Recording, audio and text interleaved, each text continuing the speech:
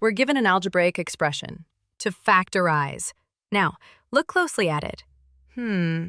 This looks like the a plus b plus c whole squared identity, which means a squared plus b squared plus c squared plus 2ab plus 2bbc plus 2ca. Okay, let's match it. Here, a is 4p, b is 5q, and wait, the last two terms are negative, both have r, so that means c must be negative. C equals minus 7r. Now let's verify that. Square each one. 4p squared? That's 16p squared. 5q squared? 25q squared. Minus 7r squared? 49r squared. Perfect. Now the cross terms. 2 times 4 times 5, that's 40pq.